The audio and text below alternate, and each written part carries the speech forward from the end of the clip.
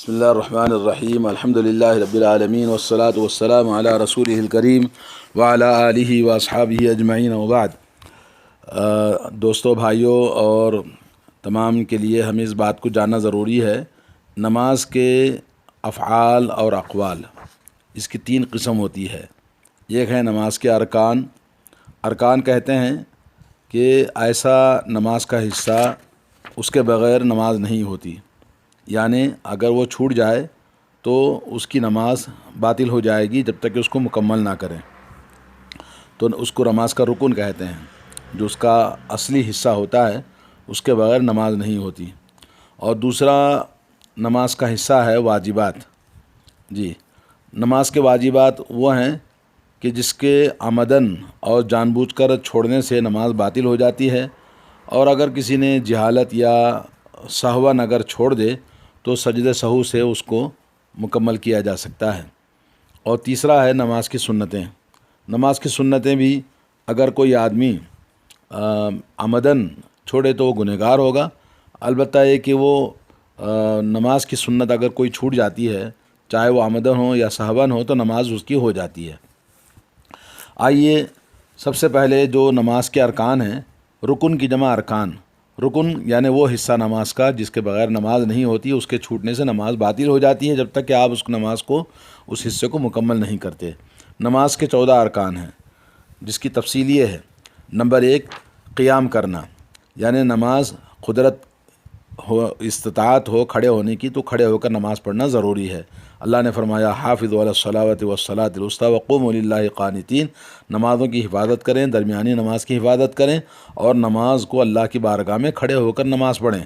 اور اسی طرح سے حضرت عمران بن حسین رضی اللہ تعالیٰ عنہ کی حدیث ہے جس میں اللہ کے نبی صلی اللہ علیہ وسلم سے انہوں نے پوچھا کہ مجھے بواسیر کی بیماری ہے تو میں کیا نماز کیسے پڑھوں؟ تو اللہ کے نبی نے فرمایا صلی قائما فإن لم تستطع فقاعدا فإن لم تستطع فعلى جنب۔ فرمایا کہ اگر تم کھڑے ہو کر نماز پڑھ سکتے ہو تو کھڑے ہو کر نماز پڑھو، اگر کھڑے ہونے کی طاقت نہیں ہے تو بیٹھ کر پڑھ سکتے ہو، اگر بیٹھنے کی بھی طاقت نہیں ہے تو آپ اپنے جانب لیٹ کر ہی نماز پڑھ سکتے ہو۔ اسی طرح سے نبی علیہ الصلوۃ والسلام کی حدیث ہے صلوا کما رأیتمونی اصلی، نماز ویسے پڑھو جیسے نماز پڑھتے ہوئے تم نے مجھے دیکھا ہے۔ تو نبی علیہ الصلوۃ والسلام کی یہ صحیح حدیث بخاری کے اندر موجود ہے جس میں ساری زندگی آپ نے کھڑے ہو کر نماز پڑھی ہے، تو بیٹھ کر نماز پڑھنا درست نہیں ہے۔ نمبر 2، تکبیر تحریمہ، کیونکہ نبی کریم صلی اللہ علیہ وسلم نے اس آدمی کو جس کی نماز کی اصلاح کرنے کے لیے آپ نے فرمایا تھا تو اسے آپ نے کہا کہ اذا قمت الی الصلاۃ فکبر، جب نماز کے لیے کھڑے ہو جاؤ تو تکبیر کہو۔ اور حضرت علی رضی اللہ تعالیٰ عنہ کی حدیث ہے مرفوعاً مفتاح الصلاۃ الطہور وتحریمها التکبیر وتحلیلها التسلیم۔ فرمایا کہ نماز کی کنجی، نماز کی چابی طہارت ہے، اور نماز کی تحریم یعنی تکبیر تحریمہ سے وہ تمام چیزیں اس کے لیے حرام ہو جاتی ہیں جو نماز سے پہلے اس کے لیے حلال تھیں، اور نماز سے پھر وہ چھوٹ جاتا ہے، حلال ہو جاتا ہے تسلیم کے ذریعے، نماز میں سلام پھیرنے کے ذریعے۔ یہ حدیث ابو داؤد کے اندر، ترمذی کے اندر آئی ہے۔ نمبر 3 ہے سورہ فاتحہ پڑھنا ترتیب کے ساتھ ہر رکعت میں، کیونکہ اللہ کے نبی صلی اللہ علیہ وسلم کی حدیث ہے لا صلاۃ لمن لم یقرأ بفاتحۃ الکتاب، اور اس میں تقریباً 11 بڑی شدید حدیثیں آئی ہیں کہ بغیر فاتحہ کے نماز نہیں ہوتی۔ تو ہر رکعت میں، چاہے وہ مقتدی ہو، چاہے وہ امام ہو، چاہے وہ منفرد ہو، ہر حال میں ہر نمازی کو ہر رکعت میں سورہ فاتحہ پڑھنا نماز کا رکن ہے، اس کے بغیر نماز نہیں ہوتی۔ نمبر 4 ہے رکوع کرنا، کیونکہ اللہ نے فرمایا یا ایھا الذین آمنوا ارکعوا واسجدوا، اے ایمان والو رکوع کرنے والوں کے ساتھ رکوع کرو اور سجدہ کرنے والوں کے ساتھ سجدہ کرو۔ تو رکوع اور سجدہ کرنا یہ نماز کا رکن ہے۔ اور ایک حدیث حضرت ابو ہریرہ رضی اللہ تعالیٰ عنہ کی فرمایا ثم ارکع حتی تطمئن راکعا، جس نمازی کو آپ نے نماز سکھائی تو آپ نے فرمایا رکوع کرو یہاں تک کہ رکوع میں اطمینان کے ساتھ رکوع کرنا ہے۔ نمبر 5 ہے نماز میں رکوع سے کھڑے ہونا، یعنی اعتدال کے ساتھ کھڑا ہونا، جیسا کہ آپ نے اس آدمی کو نماز سکھائی ثم ارفع حتی تعدل قائما، پھر رکوع سے کھڑے ہو جاؤ اطمینان کے ساتھ میں، سیدھے طرح کھڑے ہو جانا۔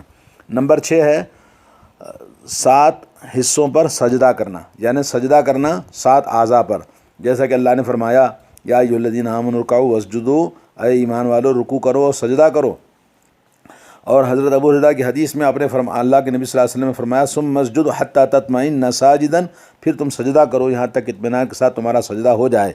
اور حضرت ابن عباس رضی اللہ تعالیٰ عنہما کی حدیث ہے، آپ نے فرمایا، نبی علیہ الصلوۃ والسلام نے حکم فرمایا امرت ان اسجد علی 7 اعظم، اللہ تعالیٰ نے مجھے حکم دیا ہے کہ میں 7 اعضائے ہڈیوں پر سجدہ کروں۔ پھر اس کے بعد آپ نے بتایا علی الجبہۃ، پیشانی پر، پھر آپ نے پیشانی سے ناک کی طرف اشارہ فرمایا، والیدین، دونوں ہاتھوں پر، والرکبتین، اور دونوں گھٹنوں پر، واطراف القدمین، اور دونوں قدموں کے طرفین پر، یعنی دونوں قدموں کے اوپر۔ تو یہ 7 اعضاء پر سجدہ کرنا یہ نماز کا 6واں رکن ہے۔ یہ حدیث صحیح بخاری صحیح مسلم کی ہے۔ اور 7 نمبر ہے سجدے سے اٹھنا، کیونکہ اللہ کے نبی نے فرمایا ثم ارفع حتی تطمئن جالسا، پھر سجدے سے اٹھو تو اطمینان سے بیٹھو۔ اور 8واں ہے 2 سجدوں کے بیچ میں بیٹھنا، حتی تطمئن جالسا۔ 8واں رکن یہ ہے کہ 2 سجدوں کے بیچ میں آدمی اطمینان سے بیٹھے، کیونکہ اللہ کے نبی صلی اللہ علیہ وسلم نے یہ حدیث سکھائی ہے کہ دعا پڑھیں 2 سجدوں کے بیچ میں، اللہم اغفر لی، اللہم اغفر لی، اور یہ بھی ہے کہ اللہم اغفر لی ورحمنی واہدنی وعافنی وارزقنی وارفعنی، یہ دعا پڑھنی ہے 2 سجدوں کے بیچ میں۔ اور نمبر 9 ہے کہ تمام نماز کے ارکان کو اطمینان کے ساتھ ادا کرنا ہے۔ جی، نماز میں جلد بازی نہیں کرنا، کیونکہ اللہ کے نبی صلی اللہ علیہ وسلم نے ہر رکن کو جب سکھایا تو آپ نے حکم دیا کہ حتی تطمئن، آپ اطمینان کے ساتھ نماز ادا کریں۔ تو نماز کو اطمینان سے ادا کرنا ایک رکن ہے، نماز کا فرض ہے۔ اور نمبر 10 ہے تشہد میں بیٹھنا۔ حضرت عبداللہ بن مسعود رضی اللہ تعالیٰ عنہ کی حدیث ہے جس میں آپ نے فرمایا لا تقولوا السلام علی اللہ فإن اللہ هو السلام ولكن قولوا التحیات للہ، یعنی پہلے صحابہ اکرام نماز میں السلام علی اللہ کہتے تھے دائیں بائیں، تو اللہ کے نبی صلی اللہ علیہ وسلم نے فرمایا اللہ تعالیٰ پر سلام نہ کرو، کیونکہ اللہ تعالیٰ ہی سلام ہے، تو اس لیے آپ یہ کہو التحیات للہ والصلوات والطیبات، یہ پورا التحیات آپ نے سکھایا، جیسا کہ صحیح بخاری صحیح مسلم کی حدیث ہے۔ اور امام نسائی نے اپنی کتاب سنن نسائی میں یہ فرمایا کہ ہم نماز میں تشہد کے فرض ہونے سے پہلے السلام علی اللہ، السلام علی جبریل و میکائیل کہا کرتے تھے، تو رسول اللہ صلی اللہ علیہ وسلم نے فرمایا لا تقولوا هكذا، اس طرح سے نہ کہو، فإن اللہ هو السلام، اس لیے کہ اللہ تعالیٰ ہی سلامتی ہے، سلام ہے، ولكن قولوا التحیات للہ والصلوات والطیبات، لیکن یہ التحیات آپ نے سکھائی آخر تک، بولے اس کو پڑھنا ہے۔ تو یہ تشہد اخیر، جس کو ہم نماز کے آخری 2 رکعت والی قاعدے میں ہو یا 2 رکعت والی 4 رکعت والی آخری قاعدے میں، تشہد اخیر یعنی آخری قاعدے میں بیٹھنا۔ نمبر 11 ہے کہ تشہد اخیر میں بیٹھنا، یعنی تشہد اخیر کرنا، تشہد اخیر میں بیٹھنا، اس لیے کہ نبی علیہ الصلوۃ والسلام نے آخری تشہد میں بیٹھا اور اس پر ہمیشہ آپ نے مداومت کی ہے، اور آپ نے نماز جس کو سکھائی اس کو آپ نے فرمایا صلوا کما رأیتمونی اصلی، نماز ویسے ادا کرو جیسے نماز پڑھتے ہوئے تم نے مجھے دیکھا ہے۔ تو نبی علیہ الصلوۃ والسلام آخری تشہد میں بیٹھا کرتے تھے، تو آخری تشہد میں بیٹھنا یہ نماز کی شرطوں میں سے 11واں نمبر شرط ہے۔ 12واں رکن ہے الصلاۃ علی النبی فی التشہد الاخیر، تشہد اخیر میں درود پڑھنا نبی علیہ الصلوۃ والسلام پر۔ اللہ نے حکم دیا ان اللہ وملائکتہ یصلون علی النبی یا ایھا الذین آمنوا صلوا علیہ وسلموا تسلیما، اے ایمان والو، اللہ کے تعالیٰ نبی پر درود و سلام بھیجتا ہے، اور تم بھی نبی پر درود و سلام پڑھو۔ تو حضرت کعب بن عجرہ رضی اللہ تعالیٰ عنہ کی حدیث ہے کہ جس میں انہوں نے کہا یا رسول اللہ قد علمنا کیف نسلم علیک فکیف نصلی علیک، یا رسول اللہ آپ نے ہمیں آپ کو سلام کرنا کیسے ہے آپ نے تو سکھایا، لیکن آپ پر ہم درود و سلام کیسے پڑھیں جیسے کہ اللہ نے حکم دیا ہے۔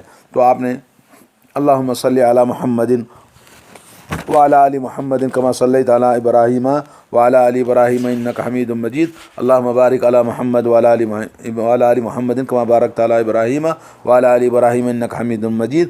یہ درود ابراہیم جسے کہتے ہیں. حضرت عبداللہ بن مسعود رضی اللہ تعالیٰ عنہ کی حدیث ہے جس میں آپ نے فرمایا امرنا اللہ ان نصلی علیک یا رسول اللہ فکیف نصلی علیک. اے اللہ کے رسول، اللہ نے ہمیں حکم دیا ہے کہ آپ پر ہم درود و سلام پڑھیں، تو آپ بتائیے کہ ہم کیسے آپ پر درود و سلام پڑھیں. تو رسول اللہ صلی اللہ علیہ وسلم خاموش رہے، یہاں تک کہ ہم نے یہ سوچا کہ کاش ہم سوال نہ کرتے. پھر آپ نے ہمیں حکم دیا اللہم صلی علی محمد، یعنی درود ابراہیم آپ نے سکھایا. یہ حدیث صحیح مسلم کے اندر ہے. تو یہ 12واں رکن تھا. اب 13واں رکن یہ ہے الترتیب بین ارکان الصلاۃ، تمام ارکان نماز کو ترتیب سے ادا کرنا ہے. یعنی جتنی چیزیں آپ نے نماز ایک رکعت کی پوری آپ کو ترتیب بتائی، اسی ترتیب سے آپ کو پوری طرح سے پڑھنا ہے. کیونکہ نبی کریم صلی اللہ علیہ وسلم نے اس آدمی کو جس کو نماز سکھائی اذا قمت الی الصلاۃ فکبر ثم اقرأ ما تیسر معک من القرآن، یعنی اس آدمی کو آپ نے جب کہا کہ جب کھڑے ہونا نماز کے لیے تو پھر تکبیر کہنا، پھر سورہ فاتحہ پڑھنا، اور جو اس طرح پوری نماز کی ترتیب سکھائی آخری نماز تک.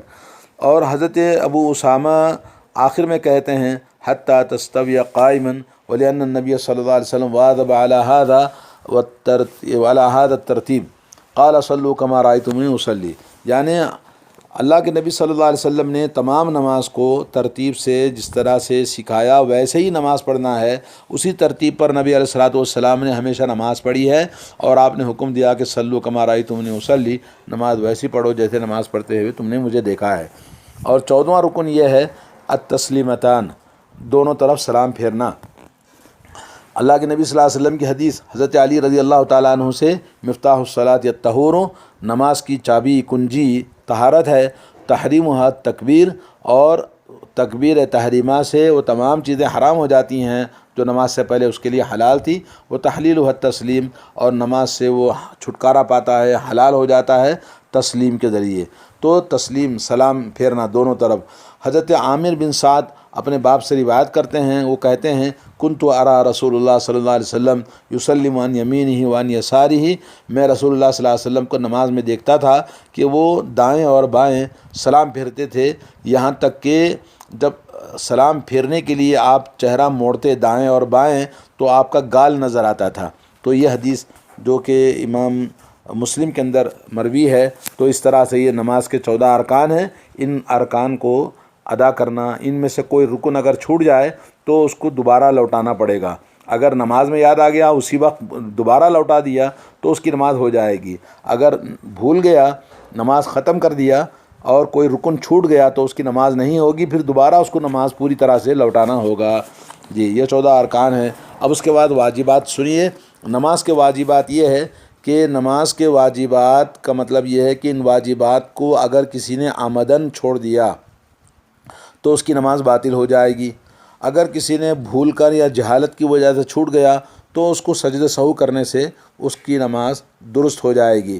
ان واجبات میں سے نمبر 1 ہے جمیع التکبیرات